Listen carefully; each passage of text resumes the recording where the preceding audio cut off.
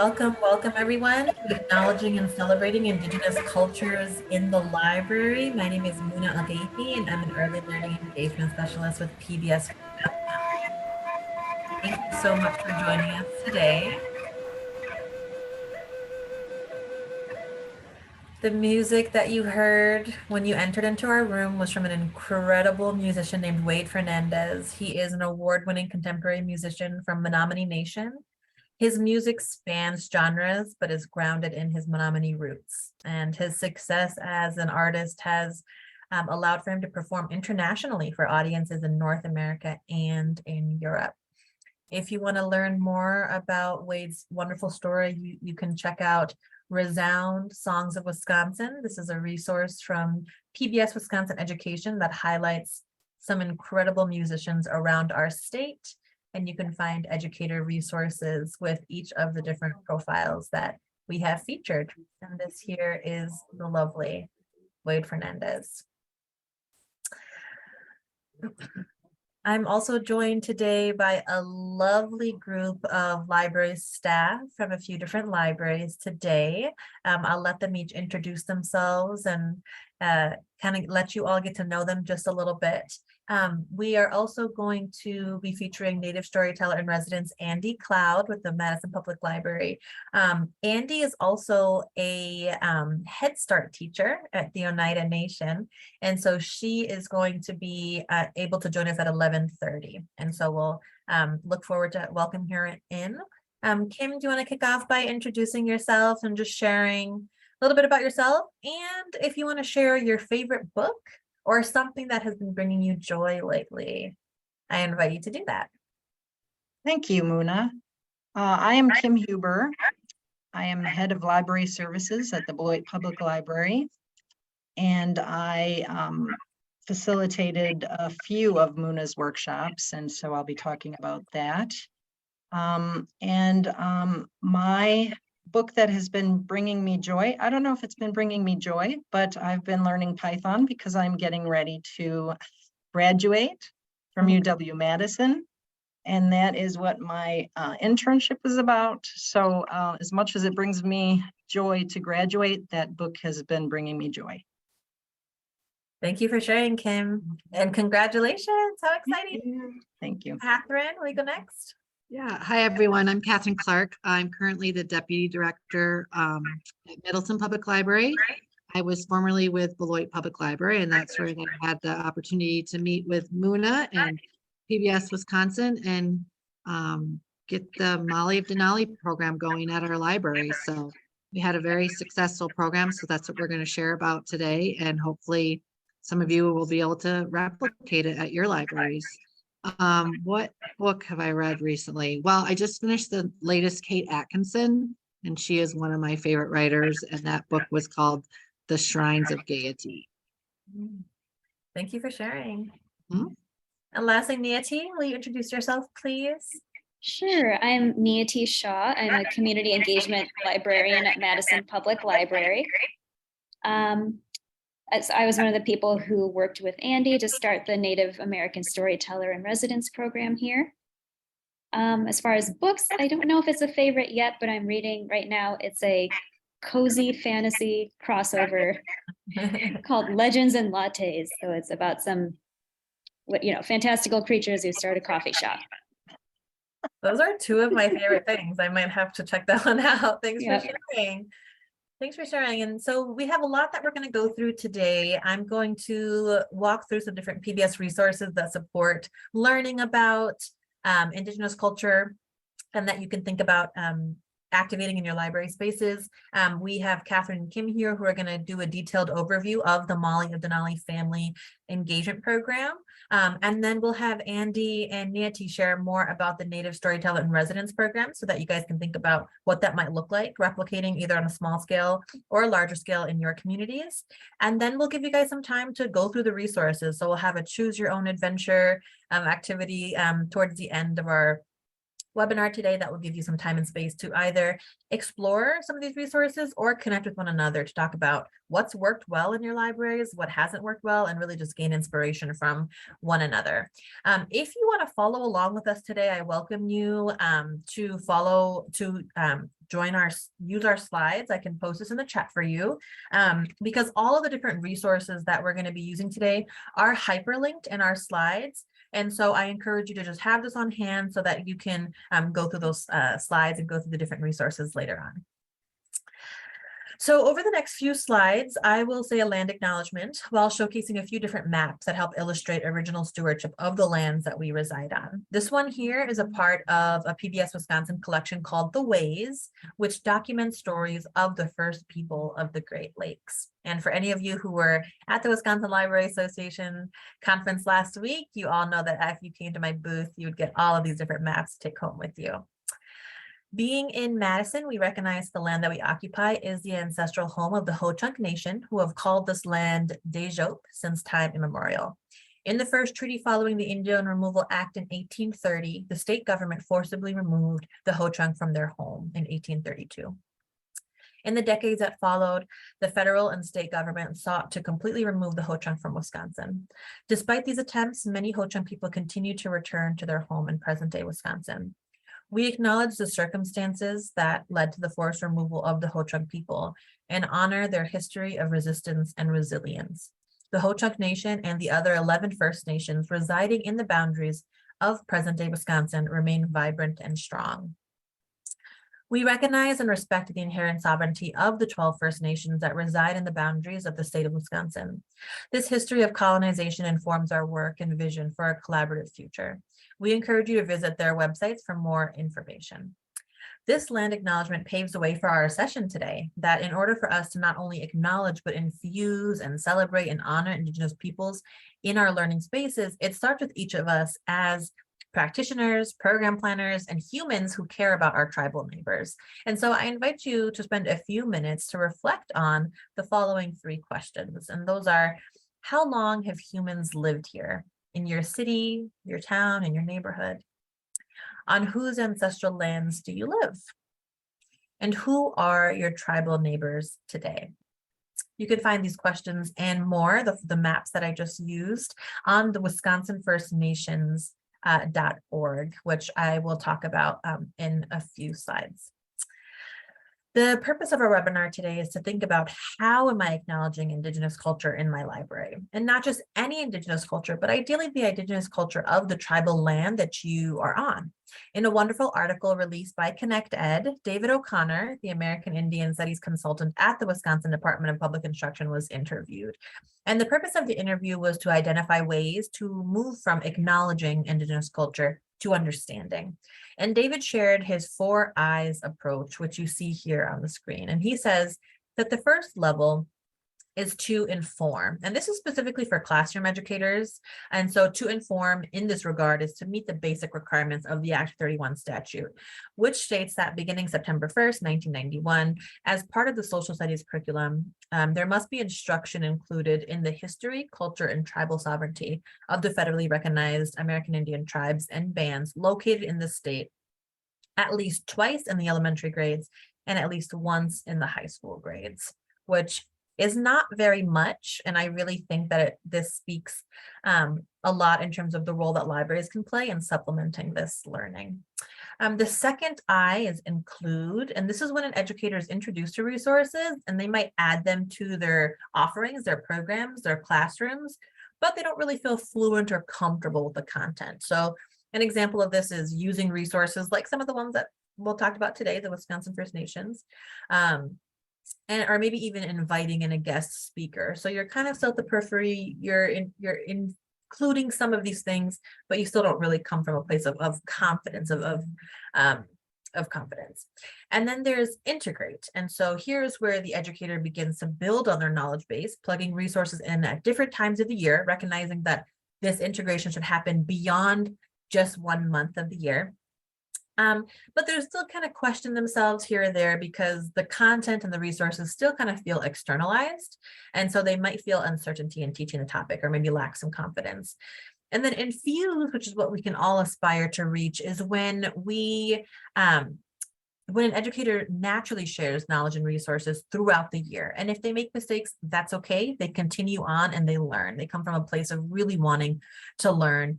And they really have this philosophy that teaching and learning about the cultures, values, histories, past, present, and future of Indigenous nations is vital to understanding the stories of the United States. And so it's here where the educator gets to the space where they're trusting their gut instinct and they're trusting their students and their early learners to move forward with them. So in summary, if you're acknowledging Indigenous culture, really, we're encouraging you to think about how can you take that a step further and move to a place of understanding. And that sense of understanding begins with ourselves as individuals and as educators. And through this process of unpacking and unlearning and relearning, we can kind of spread that understanding like wildflowers in our communities. And that's the power that each of us hold. So kind of pushing through any of that initial discomfort will hopefully get us to a point where infusion is second nature. And so you can find tons of resources for developing your own learning and understanding, or resources to share with your communities on wisconsinfirstnations.org. You can find tribal histories, which are films that tribal storytellers share their culture and oral traditions that have shaped their communities across generations. You can find teacher exemplars. So these are Wisconsin educators known for their successes, and they share their stories on teaching about Native nations around the year. And I'm curious too, if there might be one that is near you that you could reach out to potentially collaborate with. And then there's also The Ways, which I referenced earlier, which is a series of stories from Native communities around the Central Great Lakes. On the Wisconsin First Nations website, you can also find book lists. And I have not met a librarian who does not love a good book list. And there are ones here that vary by age ranges. So like I mentioned, this is a really great resource for not only deepening your own knowledge and understanding, but also finding resources to activate in your library. And so you can find these different resources by book grades, but you can also find a tiered purchasing plan, which identifies books and materials that support the teaching of Wisconsin Act 31 for educators and librarians. So it's actually a detailed guide for educators and librarians specifically throughout for early childhood, elementary, middle school, and high schools. And the criteria for the books selected include fiction and nonfiction books that were published after 2000. There's a focus on Wisconsin First Nations. It includes historical material as well as within a contemporary context.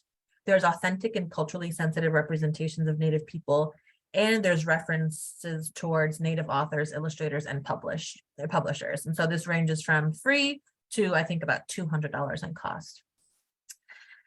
And another resource that I wanted to highlight is Debbie Reese's blog, The American Indians in Children's Literature. If you're not familiar with this, Debbie Reese is a Nambe Pueblo scholar and educator, and she founded this blog to analyze representations of Native and Indigenous people in children's literature. And so, especially with Thanksgiving coming up, this is a really, really great tool to determine if a certain book is respectful or authentic of history of Native cultures. She has an entire page on her blog dedicated to books that are not recommended, as well as tips for developing instructional materials about American Indians. She also releases an annual best books list, which is pretty cool to check out. So if you've ever wondered if a certain illustration of a Native child is okay, or a certain author has the right to be writing a story with a Native protagonist, Debbie has probably covered it on this blog, so I recommend checking it out. And like all other resources, they're hyperlinked here, and you can access that when you go to our slides.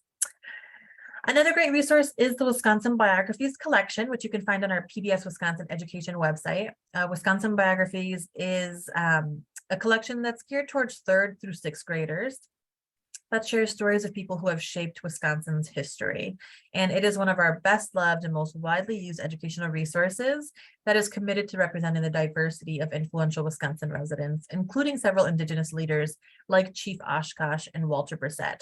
I actually just ran into a librarian who uses Wisconsin Biographies in a program she offers early learners, where she kind of showcases these as a model and then has early learners create their own biography about somebody that is interesting to them.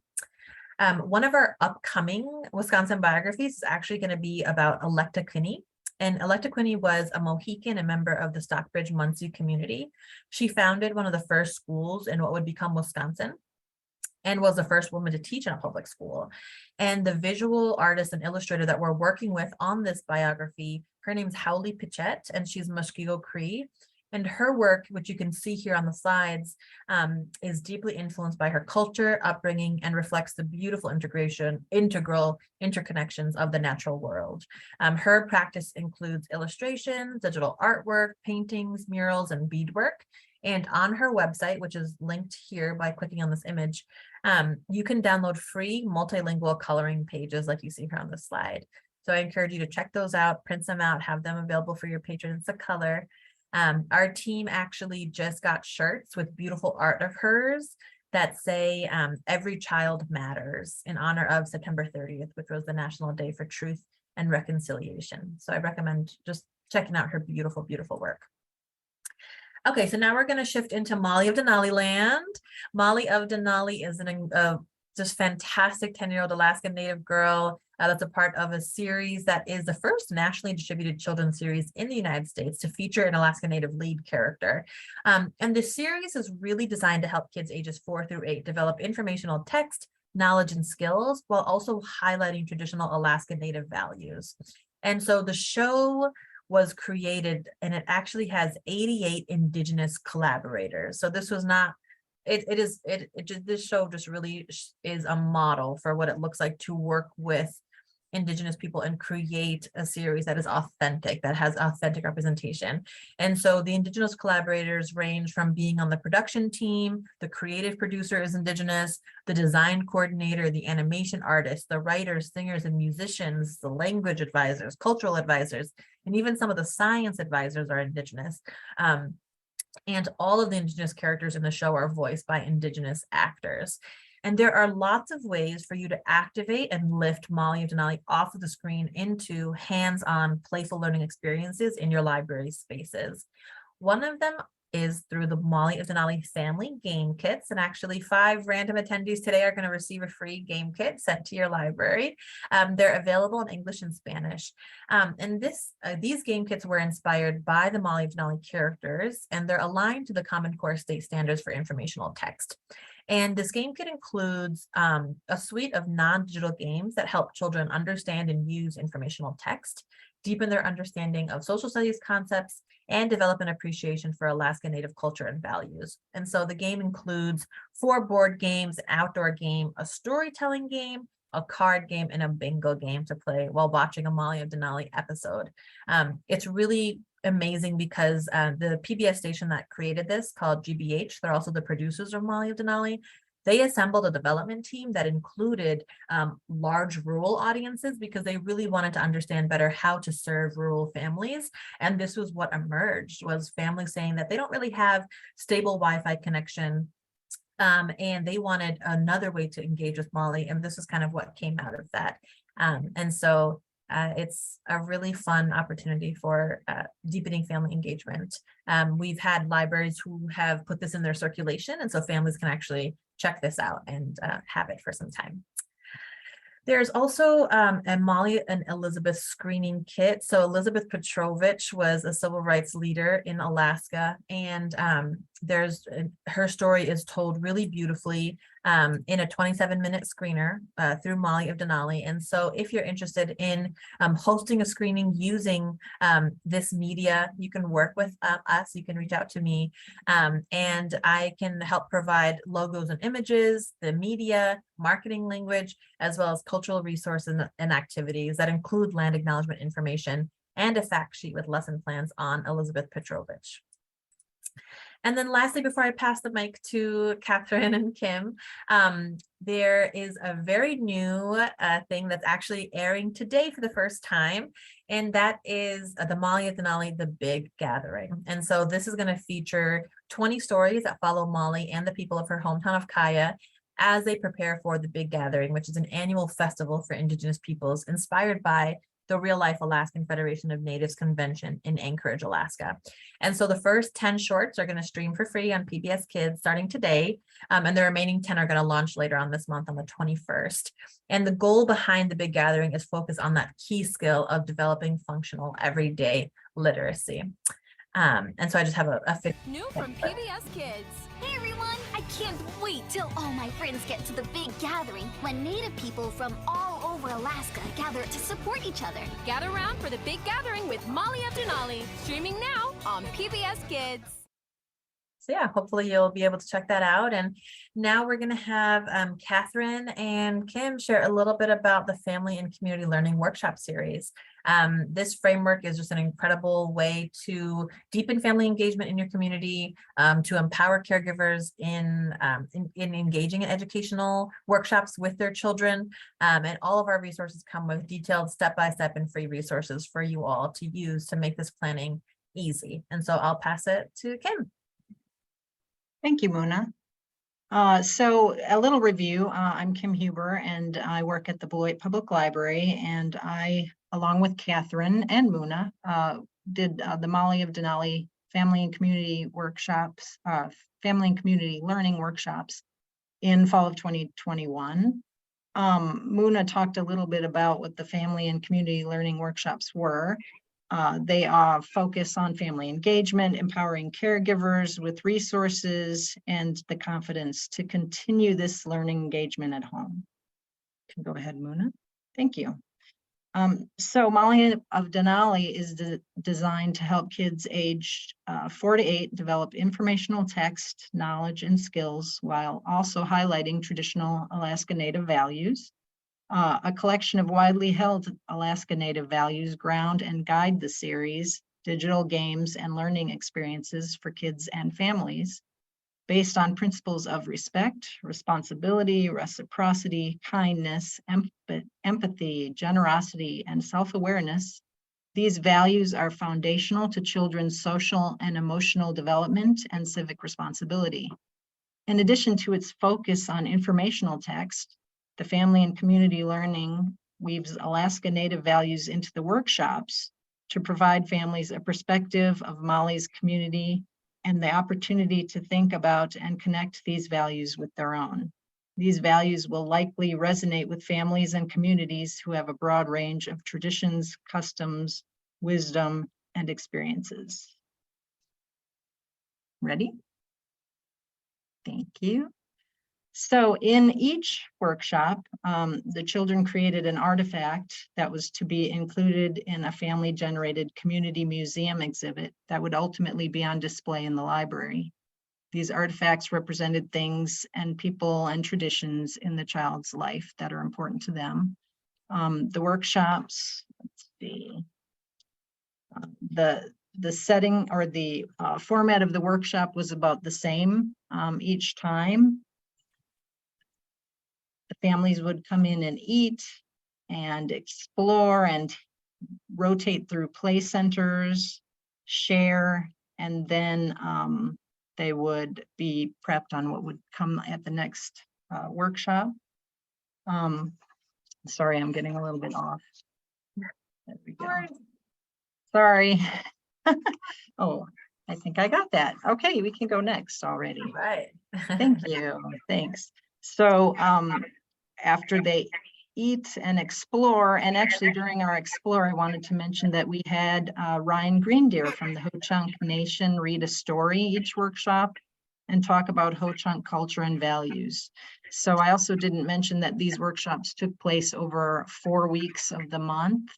So each workshop would tackle or would explore a different informational text, and the families would make their artifacts for the museum. And do I have one more? Is this my last one? This is my last one. So the play center is where they rotated through and used Molly's Research and Writing Center. They got a museum planner, which is, I believe, available online.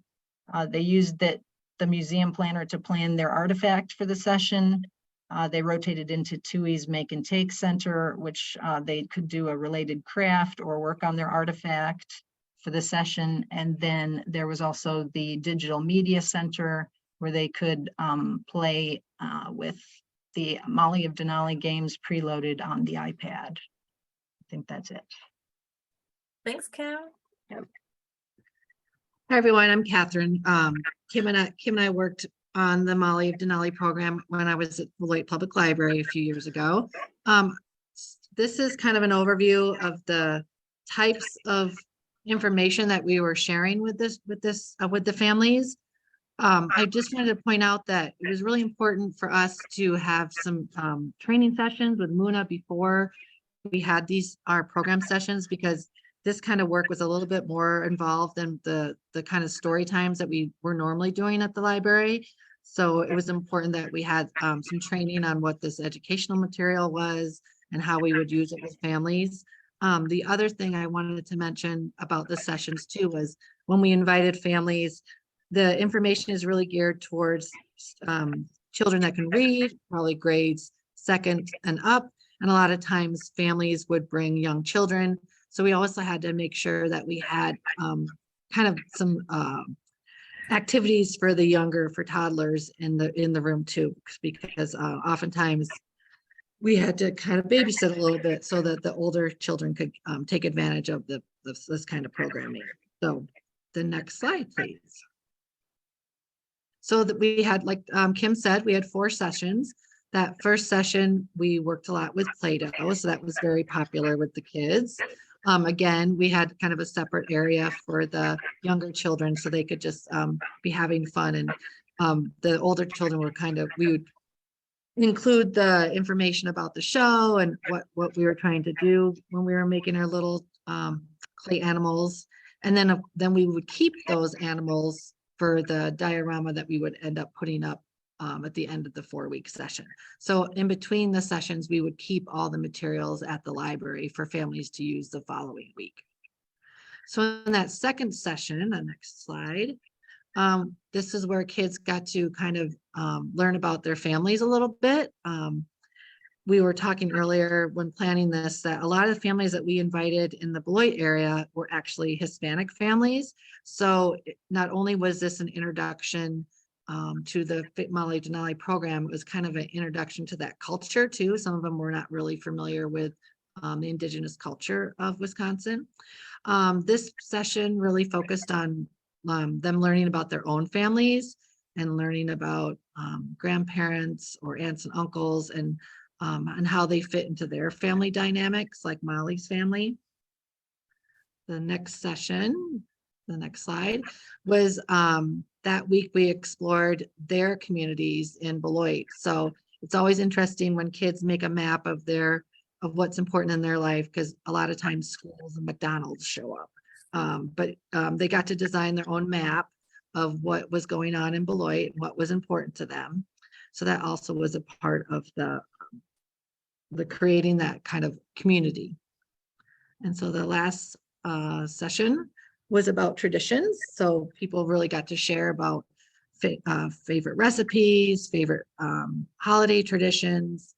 And that was also included in that diorama that we kept. There's one more slide. That's it. This is the last one. Oh, the other thing, I wanted to say about all 4 of those sessions was we were very thoughtful in making sure that families could come together and eat first before we started the program. And I thought that was a great way for people to feel comfortable, kind of taking on new roles. It wasn't a sit and listen event. It was very participatory. And the other thing I wanted to mention was Mouna did a great job we included the storytelling, we included showing the video, we included working with the iPads. So it was very interactive for the students. So again, very different than coming to listen to a story time. We were really asking families to participate in the program and to take those lessons with them back home. Thank you so much for sharing, Kim and Katharine. And there will be time later on for you guys to ask them different questions on, logistical concerns or other challenges that may have come up. Andi has joined us, and so now we're going to shift gears and talk about the Madison Public Library Native American Storyteller and Residence Program. So Andi, welcome. I'm going to stop sharing my screen for a bit. Hello. Hi, how is your day going? My day is going good, busy. Yeah. Busy. I'm in my car. I'm on break.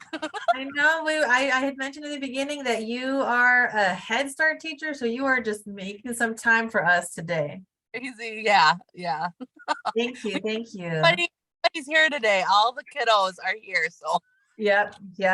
Lots of energy, I bet. yeah. Awesome. Let's just start off by you just sharing a bit about yourself and where you're from, and we'll go from there. Yeah, okay. So my name is Andi Cloud.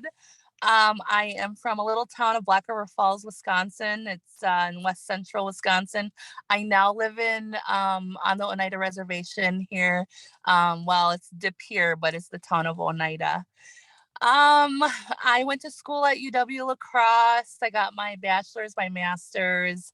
I'm a Ho-Chunk, a member of the Ho-Chunk Nation. My Ho-Chunk name is Nijuwinga. It means rain woman. Um, I got interested in storytelling at a very early age. I think I was about 4 or 5. My grandma used to, or my gaga in our language, used to tell us bedtime stories. And from there, it just started as this love and just became kind of something that I always wanted to learn more stories and talk to people. I think the main thing is just talking to the elders, talking to our elders. And so that's what I try to do. And I try to just be open and kind, and, life, as far as my journey has led to this point, has given me, nuggets here and there, gold nuggets of storytelling, and I like to share that. And so last fall, I was last summer, I applied to be the Indigenous Storyteller in residence for the Madison Public Library. So Madison Public Library and Ho-Chunk Gaming Madison partnered up with also along with these other partners, and they brought this program that I applied for, and I thought, I looked at it, it was an advertisement I saw in our Ho-Chunk paper, and I was like, this would be fun. This would be so fun. So I'm going to try it. If I don't get it, it's okay. It's not the end of the world, but I really wanted it. So when I found out that I was selected, it was like, reaching for the stars, and even going beyond anything. So I thought of, activities and programs that we could do for all ages, not just centered on adults, not just, for children. And obviously, yes, it was the programming that I did reach families. We did workshops, I do beadwork, I sew. So it was really nice to pull a lot of stuff that I do and a lot of my loves other than stories and books. So I actually got to share beadwork, and there's a lot of thought that goes into beadwork when you're making things for other people. Like, you got to be cognizant of your attitude when you're making a medallion or earrings, because your attitude and your thoughts, they go into your work. And it's said that, if you're upset or mad or harboring like kind of bad feelings, that you should put your work away until the good vibes and the positivity come back. Because when you sell that piece of the medallion or earrings, those feelings are with that, and they give you those feelings, the wearer of those things, those feelings. So that's something that I shared, and those are very kind of Ho-Chunk kind of our ways and our culture and the things that we have. And I think it was a really nice, I loved the program. I loved the time that I had. It was 2 months. It went from October to December. We got a lot of Native American Heritage Month, a lot of things, and it went all over. We talked about veterans. We talked about how warriors are looked upon and honored in our culture, in the Ho-Chunk culture, because there's a big difference in what veterans can do in our tribe, the certain rights that they have, that they possess when they are in the branches. So it was that, and then there was a lot of like a woman, and kind of like what it means as a first daughter, a Hinu, to grow up Ho-Chunk. So a lot of the ending part was was kind of about me and about my journey in being Indigenous, being Ho-Chunk. So it was a really, we had a big success. I was very proud of the program. And it hasn't stopped. I'm still getting requests now from libraries and organizations and schools that want to hear more about Ho-Chunk, about the stories, and it's really great. If Yeah. if my time allows, I will be a part, and I will do a story time or some kind of workshop, and it's never ending now, and I love it. I'm happy that I can do this work, and at the end of the day, it's just really about people understanding what Ho-Chunk is, who Ho-Chunk are, and that we're still here, we remain, and we're resilient. And so so that's as much as I think I can say. I don't know what time it is. Yeah, no, that was great. That was great. Thank you so much, Andi. You are incredible. And if you have, do you have a few more minutes? Can I ask I do. a follow-up question? Okay. Okay. It's 11:38. Oh yeah. Oh, I have plenty of time. Yeah, I have Okay, like okay. What do you 5 to find? Okay, wonderful. What do you find to be unique about working with libraries? What do you think is the role that libraries can serve in helping infuse American Indian culture and teach about it? Yeah, I think library, they're patrons, they're, people that go to the library. Just this past weekend, I had my first story time with Kimberly Public Library. And so in this weekend, I'm going to West Allis for another story time. And I mean, this last weekend, it was really great. We had 5 participants. They were all adult. Some of them were children, but the adults that were there at the end, they stayed, and we had kind of really a meaningful conversation about blood quantum and kind of how blood quantum, what it means to the tribes, and how the bloodlines are, that kind of stipulation was actually put into a template, when a constitutional template, when all the tribes were trying to be self-governed and really claim their sovereignty. So we talked a little bit about that, but there's just a lot of, I think the public, the people that are, that's my neighborhood library, those people, they are really interested in learning about Indigenous nations, and they're really have questions, kind of, it's work of dispelling myths, I think, is the biggest part of it. And I think people really, really are genuinely interested now more than ever about Native Americans. Because I mean, and I think the culture, just mainstream. I mean, we have all these television shows, these series that are coming out on Native Americans. And I mean, I think it just opens that caveat, those, those worms that, those can of worms that we never opened up before, and now they're opening up. And I think it's so great because they just want to learn. I think people are really interested in, like, what is Native? And now I mean, just on ABC News last week, they said Indigenous creatures. So that's been kind of like a running thing with Native people. It's like, oh, we're creatures now. It's just it's crazy. But no, I think a lot of it is like, oh, well, always thought,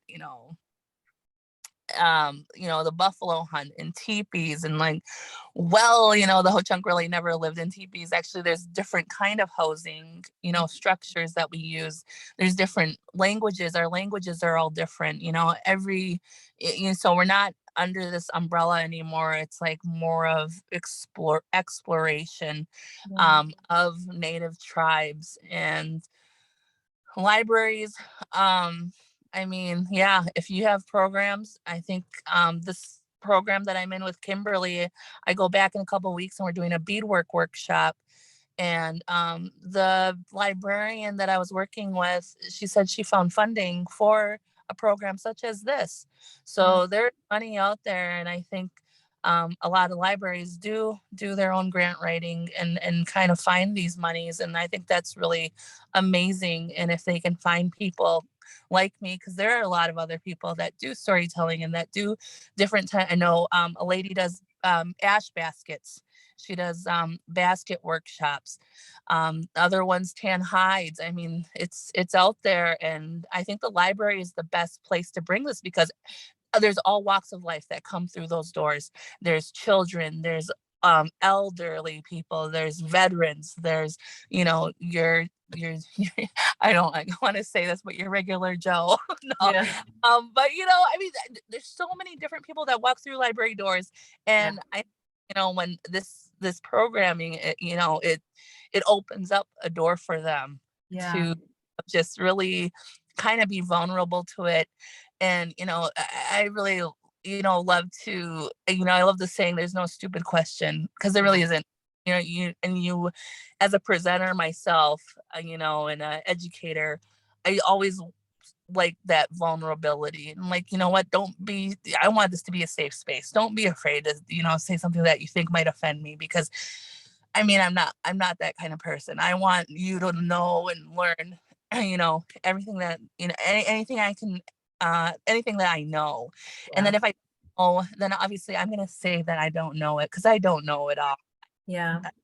I live it, but I don't know it all. I have to ask other people, and hopefully I can steer them to the person that could and will help them. So thank you, Andi, for sharing that.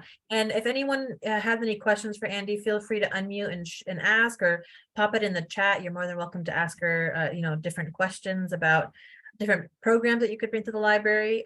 One last question I have for you, Andi, is what recommendations do you have for library staff who might want to do something similar to what you're offering, but in a part of the state that's too far for you to just drive on over in a day?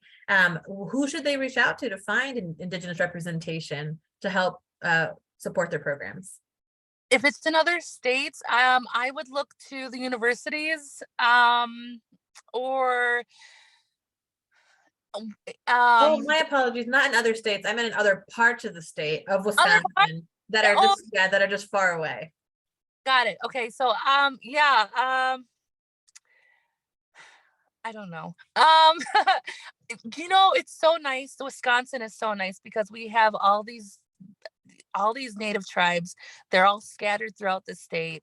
If you're in the northern part of Wisconsin, you're mostly likely going to run into Anishinaabe bands, and you know, Bad River, Mole Lake, Red Cliff, St. Croix, you know, those are Anishinaabe people. And traditionally, or historically, I should say, not traditionally, but those are their lands up north. Now, in the bottom 2/3 of the state, you're going to run into Ho-Chunk. They all have websites. They all have government websites. The First Nations here at UWGB is a really good source for books and references. I always use them because they're the best. But if you're so lower 2/3, you have the Ho-Chunk scattered. We are in Dells, we're in Madison, Green Bay, La Crosse, Wisconsin Rapids. Other bands that are down here, the Potawatomi, the Stockbridge, and this is all like kind of like in the radius of Brown County, and what other counties are over there? I can't think. I don't my geography. Okay. That's okay. Right now. But you were saying that like each of those, each of the different, you know, federally recognized tribes here in Wisconsin, they'll have websites and they'll have education departments that library staff can probably reach out to and ask, right? Yeah. Education departments, but if heritage preservation or cultural preservation, those are the departments that you want to be talking to. Okay. I know NIDA has something like that. I know the Ho-Chunk do, and I'm pretty sure the other bands, the Anishinaabe bands, have something like that too. Okay. All right. Well, that sounds so good. I don't see any other questions in the chat, but I just want to thank you so much for joining us today. And I want to give you some time to take a breather from your students and actually enjoy your break. So thank you so much for being here, Andi. Oh, thanks. Thank you so Yeah, much. of course. Now we're gonna shift gears to Neeyati to share a bit more about the Native American Storyteller in Residence program. And so I will go back to sharing screen, and Neeyati, just let me know when you'd like me to pass the slides on. Sure, thank you. My name is Neeyati Shah. I'm a community engagement librarian. You, of course, just heard from Andi, who was our first storyteller in residence last year at Madison Public Library. You can go to the next slide, please. So, Andi's experience was probably the most interesting part of this, and definitely the most important. But I am here to share kind of more of the structure and nuts and bolts of the program. So I'll start off by summarizing very briefly what this initiative looked like from the library's perspective, and then backtrack to describe some of the process of developing and running it, and end with some lessons learned and things to consider if you want to do something similar at your library. So the Storyteller in Residence was a partnership between Madison Public Library, Ho-Chunk Gaming Madison, and it was sponsored by the Madison Public Library Foundation. We piloted a 2-month model from October to December of 2021, and the residency consisted of a series of programs as well as relevant displays at various library locations and take-home activity kits for youth that were all according to weekly-ish themes that Andi wanted to highlight. She delivered 24 live programs where we counted 700 people total in attendance. And then there were other forms of engagement like the displays and activity kits that were harder to measure. But like she said, there was so much interest and support, and that was great to see. Next slide. So the idea is based on a program that Vancouver Public Library has done for over 10 years now. So as we at Madison were exploring ways to be more responsive to Native communities, we looked at this and considered how we might tailor the residency model to our community. We thought it was a really cool way to respond to community interest from non-Native people in Madison, to support a Native storyteller by compensating them for their knowledge and expertise, and to support Native folks living in Madison just by providing programming that's not designed in a vacuum by library staff.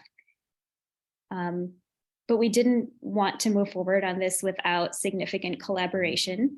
So we reached out to Ho-Chunk Gaming Madison, which is both a casino and an organization that provides outreach and community education. Specifically, I worked with Missy Tracy and Kyla Beard, who do a lot of that educational work, and they are wonderful. They were enthusiastic about the idea. It's been a really supportive partnership. From the library side, we wanted to collaborate without necessarily dumping too much labor on Native partners. So from the outset, we decided together which roles made sense for each organization.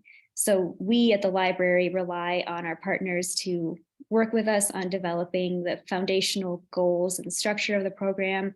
They consulted, provided guidance on cultural protocols and approving language on communications, and they helped with promotion within Native social networks. And then at the library, we were the ones who worked most closely with the storyteller and handled the program planning, logistics, staffing, funding. Next slide. So these are the goals that we developed together. And I would add that the library also wanted to build relationships with Native folks and invest in them by making purchases from Indigenous owned businesses for supplies, compensating our storyteller, and providing honoraria for guest speakers. Next slide. We connected with Andi by putting out a call for submissions, like she said. We placed an ad in a local Ho-Chunk newsletter. Missy and Kyla were again really helpful in approving that language and suggesting places to advertise and then sharing with their networks. pretty much all of the content of the programs is left to the storyteller. We did provide some framing and support, but we left it intentionally broad just to allow for creative approaches that non-Indigenous library staff wouldn't or couldn't have thought of. So, for example, Andi put her own touch on different pieces of her residency by bringing in her art, even art that her mother created, Ho-Chunk traditions, and even her own personal family traditions that maybe don't apply to everyone who's Ho-Chunk, and then her experience as an educator. And then we at the library provided just kind of the scaffolding for all of that, of the funding, space, marketing, and of course, staff support. Next slide. I'm not going to read through all of these. I just wanted to give you an idea of the variety in format, content, audience. And again, this all came from Andi. It was really inclusive of different interests, different learning styles, and COVID comfort levels. I'm personally really happy with how it turned out. I'm so grateful to Andi, and we do hope to continue this program regularly in some form. That being said, it's a lot. It was a lot of work, a lot of resources, and I don't know that we can do it that big every year. And I think that's totally okay. Our main goal was really building those relationships. So in my next couple of slides, I'm going to share just some general approaches and considerations to keep in mind, and then some ideas for taking this model and scaling it down. So again, the priority was the quality of the programming and building those long-lasting relationships, which thankfully we, at least so far, still have. Actually, no, because I'll go back to the last one, sorry. So yeah, the main thing that really helped us, and that I think Andi recommended as well, is to look for partners that can help with the big picture planning, as opposed to, or maybe in addition to, one-off programs. And whenever possible, to look for partner organizations who are working on paid time or who do education advisory work. Again, most nations have an education office. They might primarily serve their own tribal members, or they might do outreach. And either way, they should be able to point you to resources. We chose the casino because they're local and they're already visibly doing this work in our community, and because they had an overwhelming number of requests that we were able to actually help them build capacity. And then figure out early on what the library is able to offer, whether that's funding, marketing, staff time. This helped us gauge what kind of collaboration was appropriate. Some partners might want to be heavily involved in every step. Others might prefer to play an advisory role on the ideas that you pitch to them. So you can have an open discussion about that, but it's good to go in with an idea of what your assets and your limits are. And then next slide. So these are examples that Vancouver Public Library learned after a few years of doing their residency program. They may not apply at all for your community or anywhere in Wisconsin, but I just thought it was worth sharing as examples of learning through partnership. Next. Yep, so things like, what is a story? Who should determine program content? What are the best modes of communication for promotion? Those are all things that came up for us and that we continue to work on.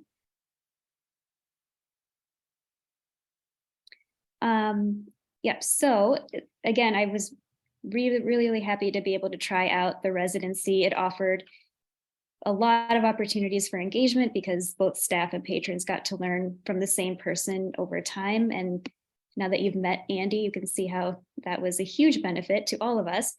And there are ways that you can do it on a scale that works for your organization. So in Madison, we actually scaled down from Vancouver's model. Their storyteller did a full-time, 40-hour-a-week, 4-month residency, and we did 2 months part-time. We spoke to both Vancouver and our own Bubbler Art Department's artist in residence coordinators to figure out what to prioritize. So if we can't do everything, what are the main features of a residency that we want to highlight? That helped us define our scope. If marketing is a challenge, you don't necessarily have to do a call for submissions.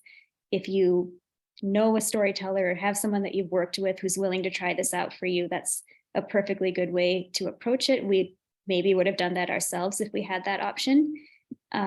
Or you don't have to market far and wide. So our partners helped us focus our initial promotion in places that were effective and were not the usual library channels. And then if you have staffing or space limitations, yeah, I would say staffing 20 plus programs was challenging. You can always do fewer and build in relevant displays or activity kits so that patrons still have more than one way to learn and dig into a topic or a theme, but that's more flexible for you with your staff time. Thank you. Or, you know, there are other models that might work. It might make more sense to not do a residency at all and focus on spreading programs throughout the year, which I think in general is always good practice anyway. And there are so many opportunities for and grant funding for things like local history, literacy, nature. Some heritage months, in addition to Native heritage, can benefit from those perspectives. So women's history, pride, there's always a tie-in. And there are advantages and trade-offs to any approach. We went into it thinking it would be great to be able to pay one person a larger amount to do a lot of programming with us. Sometimes scheduling actually makes that harder for them. So, you know, this year we're actually doing it differently. So it might be something that you just continue to check in on and adapt. And again, partners are really good for helping to guide those decisions. And that's all I've got. And I'm open to questions. Thank you so much, Neeyati. So I know that was a lot of information that was shared from both Neeyati's team and Andi and all of our PBS work. And so we want to give you guys some time to kind of just process some of that. And so we have a choose your own adventure activity ahead. And really what that means is that you can take some time to go through the slides. I'll post them again in the chat. Here are our slide. Here's our slide deck with all those links that to resources we mentioned. Take some time and on your own, kind of just go through the resources, see which are of most interest to you. You can come up with an idea for a program you'd like to do in your library. Maybe you want to spend that time identifying a couple goals for deepening your own knowledge and understanding of Indigenous culture. Now you can kind of do that resource exploration side, and we will all be here to answer any questions that come up. The other option is there's the library inspiration chat. So much can be gained from just getting to connect people from around the state, from different libraries, and learning from another. So maybe you feel more inclined to have a conversation. And if that is what you're interested in, then you can join a breakout room, which I'll open up in just a moment here, and really just discuss how can you envision integrating some of these resources or program ideas, maybe speaking with one another. How does your library currently acknowledge or celebrate Indigenous culture? And then we'll come back together in about 10 minutes and do just a share out. And so I'm going to open up some breakout rooms. You have the option to join them to chat, or you can just do some resource exploration, and me and the other co-presenters will be here ready to answer any questions that you might have. So let me open up those. And then Katharine, there's a question. Did you require attendees to register, and did they have to attend all 4 sessions? I just saw that in the chat. We did ask people to commit to all 4 sessions if they could. And the other thing. Just wanted to share in closing. Thank you all so much for spending time with us today. And I wanted to close with this beautiful art from Howley Pichette that says that awareness inspires action, because I feel like that's really foundational to what we've been talking about today, thinking about us as practitioners and individuals, deepening our own awareness and understanding so that we can better serve our communities. So thank you so much for spending time with us today. Keep in the know of what PBS Wisconsin Education offers by signing up for our newsletter. And I hope that we can stay connected and continue to do really great work together. Thank you all.